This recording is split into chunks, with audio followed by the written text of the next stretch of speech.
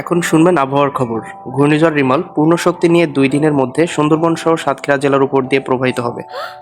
আমাদের ঘরে 2 দিনের ভিতরে ছাদ দেওয়া হয়ে যাবে। মানে?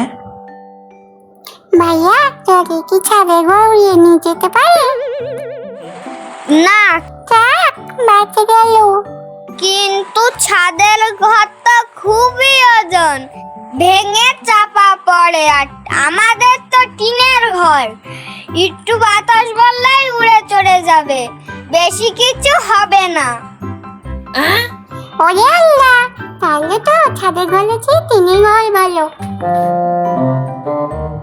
আম্মু, কি দরকার ছিল ঘরে ছাদ দেওয়ার? ও মা, ক্যা তা তুই সকাল সকাল খালি মুড়ি নিয়ে কই যাস? জল হবে তাই ভাইয়াদের বাড়ি যাচ্ছি। পাগল নাকি? ছাদের বাড়ি রেখে কেউ টিনের বাড়ি যায়?